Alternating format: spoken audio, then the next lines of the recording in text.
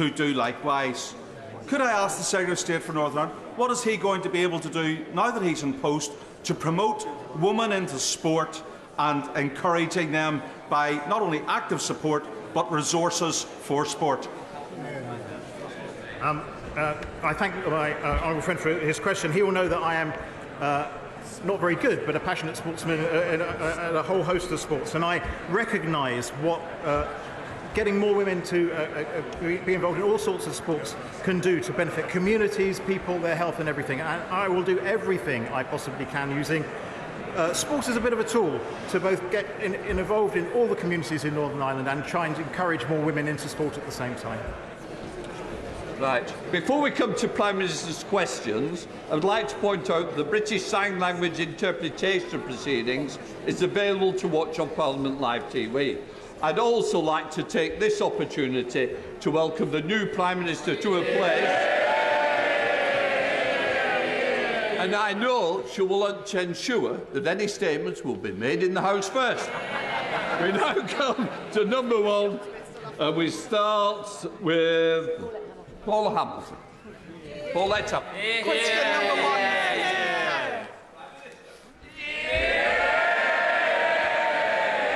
Mr. Speaker, I'm honoured to take my place as Prime Minister in this House and to take on responsibility at a vital time for our country. I am determined to deliver for everybody across our United Kingdom. I will work constructively with all members of this House to tackle the challenges we face. Mr. Speaker, this morning I had meetings with ministerial colleagues and others. In addition to my duties in this House, I shall have further such meetings later today.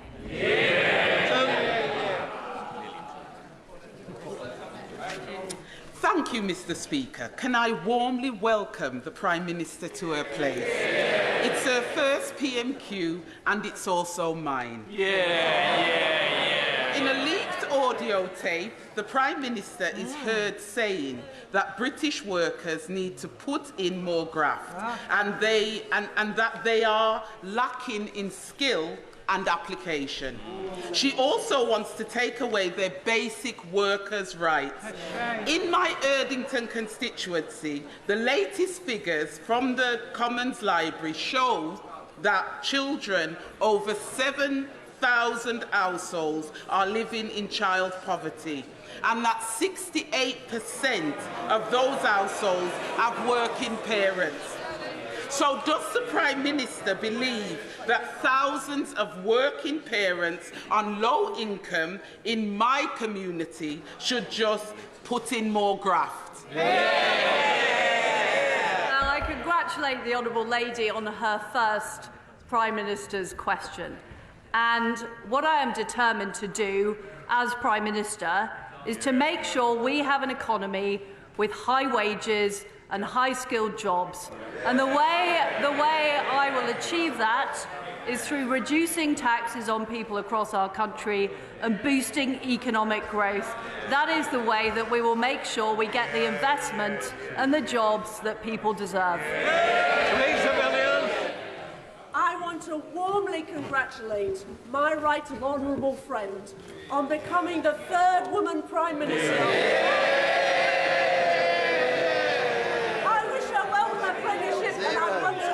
About pubs today.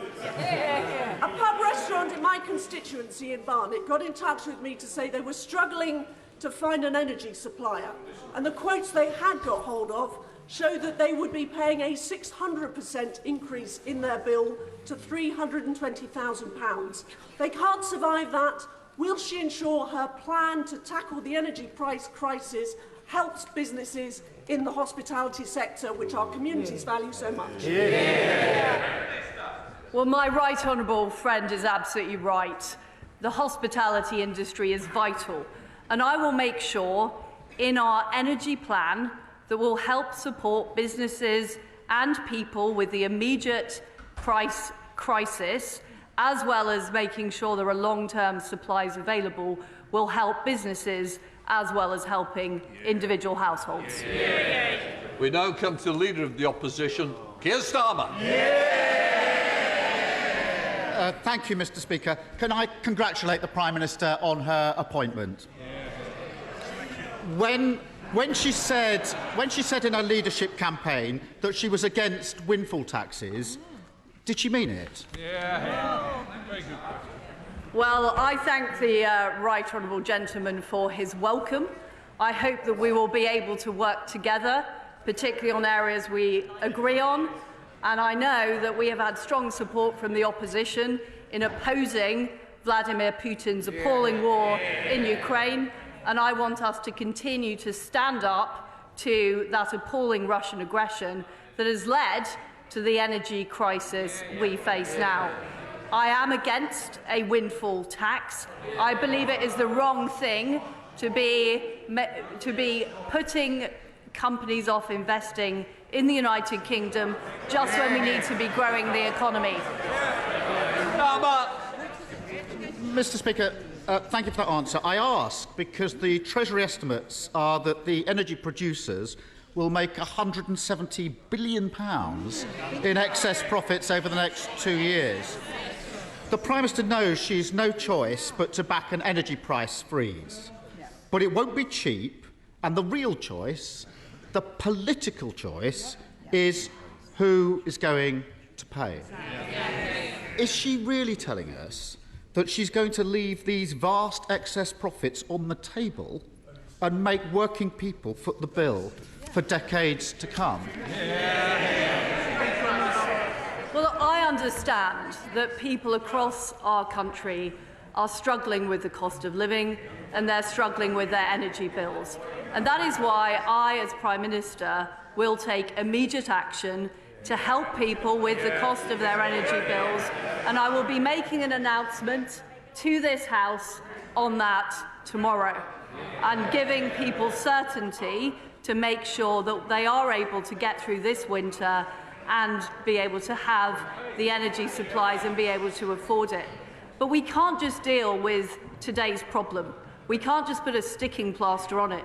What we need to do is increase our energy supplies long term. And that is why we will open up more supply in the North Sea, which the honourable gentleman has opposed. That is why we will build more nuclear power stations, which the Labour Party didn't do when they were in office. And that is why we will get on with delivering the supply as well as helping people through the winter. Well, I look forward to tomorrow's statement, but the money's got to come from somewhere. And she knows that every single pound in excess profits she chooses not to tax is an extra pound on borrowing that working people will be forced to pay back for decades to come. More borrowing than is needed. That's the true cost of her choice to protect oil and gas profits, isn't it? Mr. Speaker, the reality is that this country will not be able to tax its way to growth. The way we will grow our economy is by attracting investment, keeping taxes low, delivering the reforms to build projects quicker. That is the way that we will create jobs and opportunities across our country. So, Mr. Speaker, her first act as Prime Minister is to borrow more than is needed because she won't touch excess oil and gas profits. On that topic, how much would her planned corporation tax cut hand out to companies? The right honourable gentleman is looking at this in the wrong way. The last time we cut corporation tax, we attracted more revenue into the exchequer because more companies wanted to base themselves in Britain, more companies wanted to invest in our country. And if taxes are put up and raised to the same level as France, which is what the current proposal is, and which I will change as Prime Minister, that will put off investors, it will put off those companies investing in our economy, and ultimately that will mean fewer jobs, less growth and less opportunities across our country. Mr. Speaker, it's extraordinary that not only is the Prime Minister refusing to extend the windfall tax, she's also choosing to hand the water companies polluting our beaches a tax cut. She's choosing to hand the banks a tax cut. She's choosing to hand the banks a tax cut. Add it all together, and companies that are already doing well are getting a £17 billion tax cut, while working people pay for the cost of living crisis, stroke victims wait an hour for an ambulance, and criminals walk the streets with impunity. Families and public services need every penny they can get. How on earth does she think that now is the right time to protect Shell's profits and give Amazon a tax break?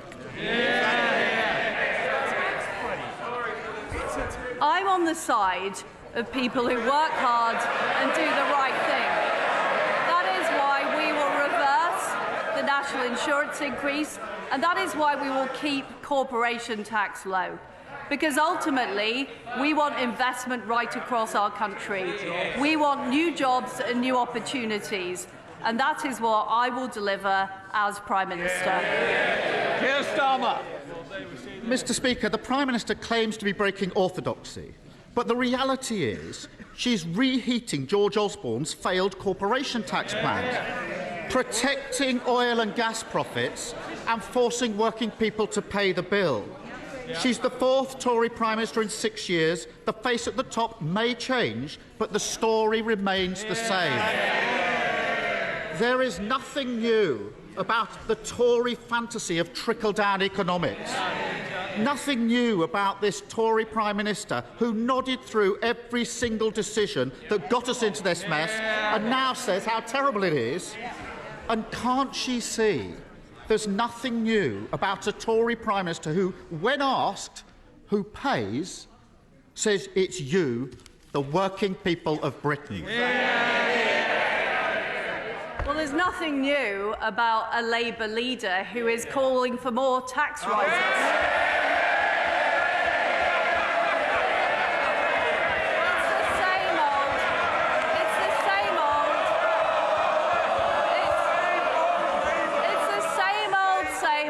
Tax and spend. What I'm about is about reducing taxes, getting our economy growing, getting investment, getting new jobs for people right across the country. I'm afraid to say the right honourable gentleman doesn't understand aspiration. He doesn't understand opportunity. He doesn't understand that people want to keep more of their own money. And that is what I will deliver as Prime Minister. I will take immediate action to help people with their energy bills, but also secure our long-term energy supply. I will take immediate action to make sure we have lower taxes and we grow the economy. And that way, I will ensure we have a positive future for our country and we get Britain moving. Thank you, Mr. Speaker. And firstly, can I congratulate my right honourable friend, the Prime Minister, for a successful campaign to become our party leader and the Prime Minister of the United Kingdom. Mr. Speaker, it is right and proper that the government focuses its attention on rising energy costs for households across the country. But as we've heard, businesses big and small are exposed to horrific energy price increases, with no restraint provided by the domestic energy price cap and no support from government so far. For the sake of businesses in West Cornwall and on Scilly, the jobs they provide and the economy as a whole, what can my friend, the Right Honourable Prime Minister, do to ease the energy costs facing our businesses? Well, my honourable friend is right. We do need to address the issues businesses face, and the package that we will be announcing tomorrow will do just that. Leader of the SNP, Ian Blackford. Thank you, Mr. Speaker, and I'm sure the thoughts and prayers of everyone in this House will be with the families that were caught up in the terrible shooting over recess in Kyle and McCalsh, and indeed in Liverpool as well, and we trust that the families will be fully supported. Mr. Speaker, let me congratulate the Prime Minister and her family on her appointment. But I'm sorry to say that her reputation for straight talking has falling apart at the first PMQs. After 9 questions, she's still not told us who will pay for her energy plan. Prime Minister, today the public are waiting to find out the response to the economic crisis, and they want answers. So, will the Prime Minister finally answer 2 very simple questions? Will she freeze energy prices at their current levels? And will it be paid for by a windfall tax? Yes or no? Well, no, it won't be paid for by a windfall tax. I don't believe we can tax our way to growth. And what I want to see is us using more of our UK energy supply, including more oil and gas from the North Sea, and nuclear power in Scotland as well. And I hope I can count on the SNP's support for that. Here, Blackburn. Well, thank you, Mr. Speaker. Can I say that on her first full day as Prime Minister, she has failed to rule out. Shh. Let's hear the next question. Ian Blackford. The Prime Minister may have changed, Mr. Speaker, but it's the same old being shouted down by the Tories. On her first full day as Prime Minister, she's failed to rule out a Truss tax on households and businesses, instead of targeting the profits of massive corporations with a windfall tax. The Prime Minister's plan appears to be a decade-long raid on the bank accounts of ordinary taxpayers.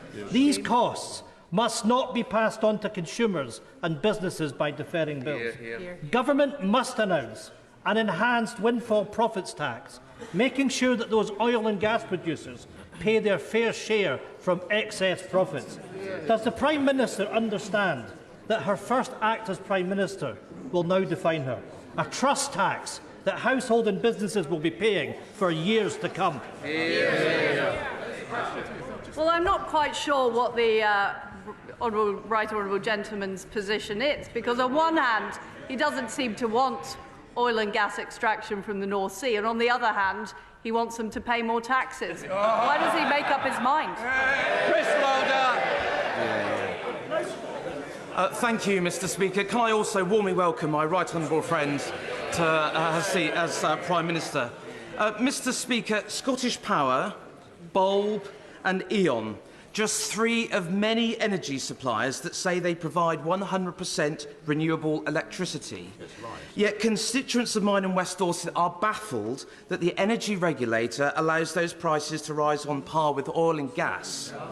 Would my right honourable friend confirm that she is on the side of the consumer in her energy policy that we'll hear from tomorrow?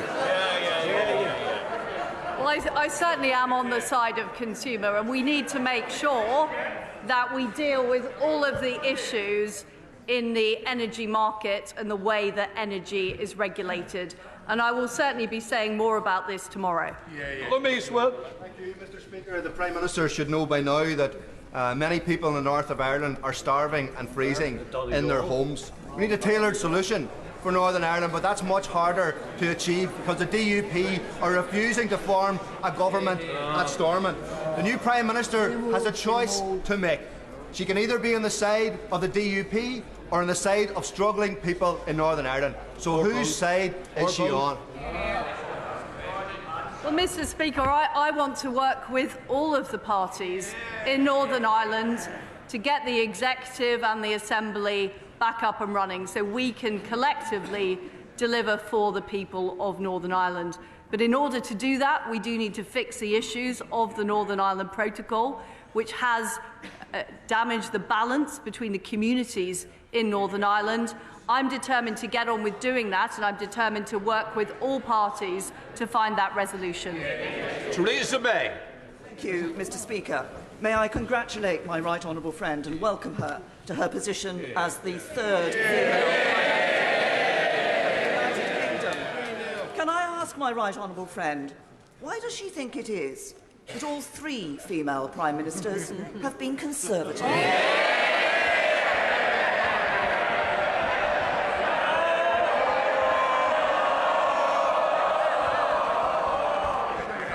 I thank my right honourable friend for her fantastic question. I look forward to calling on her advice from her time in office as I start my work as I start my work as Prime Minister. It is quite extraordinary, isn't it, that there doesn't seem to be the ability in the Labour Party to find a female leader, or indeed a leader who doesn't come from North London. Yeah. I don't know what it is. I don't know what the issue is. Thank you, Mr. Speaker. Can I also congratulate the Prime Minister on her appointment? Mr. Speaker, inflation is at a 40-year high. The NHS is on its knees with 6.6 million people waiting for treatment. Thousands of victims of sexual offences and violent crime are waiting for justice, not to mention passport delays, a summer of chaos in our airports and our beaches covered in sewage.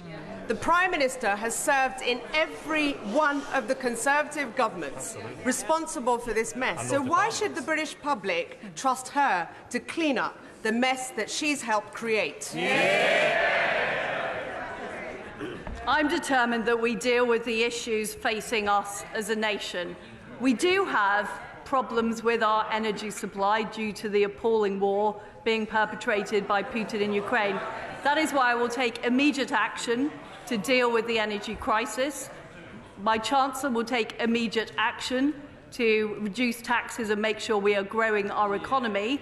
And our new Health Secretary, who is also the Deputy Prime Minister, will be taking immediate action to make sure people are able to get appointments with their GP and proper NHS services. Pardon the House, Sir Peter Bottomley. All sides of the House should wish to help the Prime Minister be successful in tackling the problems facing the country. When I raised one of them with the former Prime Minister in July, he said I could talk to the Housing Minister, but the Housing Minister retired after 17 minutes of hearing that.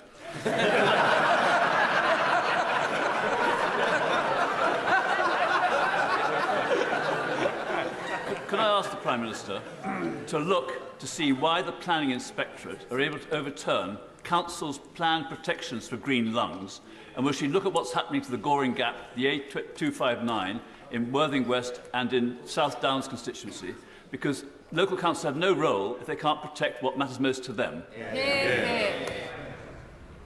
Well, I am a bit concerned about offering the honourable gentleman a meeting with the Housing Minister in case any ill should befall him. But look, my honourable friend is right. There is not enough power in local hands at the moment. It is too easy for local councils to be overruled by the Planning Inspectorate, and that is certainly an issue that I'm expecting my Secretary of State for Housing to look at. Anna Bardell. Thank you very much, Mr. Speaker. According to the Prime Minister's new Deputy Prime Minister, one of the things that qualified her most for being PM and was one of her greatest achievements was the reintroduction of beavers. Now, I'm all for the beavers, but given her flip-flopping on Brexit and given her inability to understand global affairs, how can constituents like mine, like Waz Abbas, whose energy prices are going to go from £7,000 to £37,000 a year, or Broadtext in Livingston, who are going to go from £50,000 to £250,000 a month, have any faith that she can tackle the oncoming humanitarian crisis? Is she going to come out of her den in number 10 and take real action, or is she going to be as useless and corrupt as her predecessor, who's rocketed off to somewhere in the Pacific? Well, I am determined to tackle the issues we face in energy, and I look forward to the Scottish Government playing their part by building new nuclear power stations. Can I just say, I want a nice apology, that was not a good example. I certainly don't want the use corrupt being used against the new Prime Minister. And I'm sure the honourable member... I'm sure the honourable member will withdraw it. Just withdraw the comment. Sometimes the truth hurts, but I'm happy to withdraw it. Pretty sure. Right. Victoria Atkins. Thank you, Mr. Speaker. May I warmly congratulate my right honourable friend. May I welcome her to her place. But may I also wish her the very best in the heavy responsibilities she now bears. Around 1.5 million households across the countryside rely on heating oil in order to keep their homes warm and to cook their meals. They have faced price rises of around 130% in recent months, and they are not part of the energy price cap. As rumours abound about what tomorrow's statement may hold, will my right honourable friend confirm that those 1.5 million households, many of them in rural areas such as my own constituency, will be specifically included in any mooted ideas about an energy price freeze? Well, my honourable friend is right, and many of my constituents too rely on heating oil for their fuel, and we need to make sure that we are looking after everybody in this very, very difficult winter that we're facing. Martin Day. Thank you, Mr Speaker. Members may be familiar with the work of Bowness firm Ballantyne's Castings, an iron foundry in operation since the 1820s, which in recent years has done much work around the parliamentary estate. Without the protection of an energy price cap, this specialist SME is witnessing unaffordable costs, with bills rising from £13,000 to £120,000 per month. Heavy energy users face a disproportionate burden and clearly need more support than other businesses. What will the PM do to protect our strategically important and energy-intensive industries? Well, I very strongly agree with the honourable gentleman that there are strategic industries that we need to make sure who use a lot of energy. We need to do all we can to help them become more energy efficient, but we also need to make sure that they're able to remain competitive in the global marketplace, and that is certainly something the Energy Secretary is looking at in preparing this package. Dr Kieran Mullen. Can I congratulate the Prime Minister on her appointment and tell her I know my constituents wanted to succeed at a difficult time. Outside of the immediate challenges of energy and inflation, levelling up remains a priority for them. One way to demonstrate her commitment to levelling up would be to choose a town like Crewe to host Great British Railways. Can she ensure that levelling up is at the heart of that decision? Give it to Crewe. Well, Crewe is, of course, a great railway town. My honourable friend is absolutely right. I'm not going to prejudge the decision that will be made, but what I will be doing as Prime Minister is absolutely focusing on levelling up and making sure we're attracting the investment and growth into parts of this country that have been left behind, so they have their fair share of opportunity. Alex Davis-Jones. Mr Speaker, the new Prime Minister is now finally in post. But make no mistake, she does not have the support of the British public. She can't even rely on the backing of her own MPs. And people in Pontypridd will never forget that she played a key role in a government that failed millions. So will she now finally do the right and decent thing and call a general election?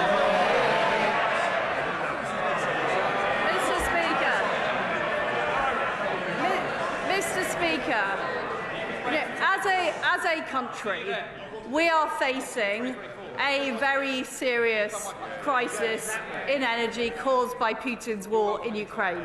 We are facing... Order. One of the members for Stoke is getting very carried away. And I know as a former teacher he wants to show better behaviour than he's showing at the moment. Come on, Prime Minister. Mr Speaker, we are facing very serious issues as a country, partly as a result of the aftermath of COVID, partly as a result of Putin's war in Ukraine. What the British people want is they want a government that's going to sort it out. And that is what I'm determined to do as Prime Minister, sort out the energy crisis, get our economy going, make sure people can get doctor's appointments. That's what I'm focused on. Nick Fletcher.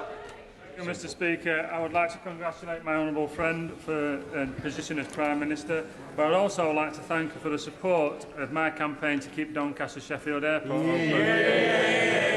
She now helped further right into South Yorkshire Mayor Oliver Coppard and Peel Holdings Chairman John Whittaker to remind them of their powers, duties and responsibilities to the people of South Yorkshire and beyond. And will she use the full weight of her office on these decision makers so as to keep our Doncaster Sheffield Airport open?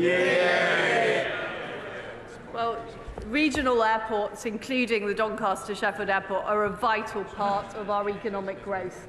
And what I will make sure is that the new Transport Secretary is immediately onto this issue. I know she is. I can tell. Look, she's already contacting the people in Doncaster and Sheffield to make sure we do protect this airport and we protect that vital infrastructure and connectivity that helps our economy grow.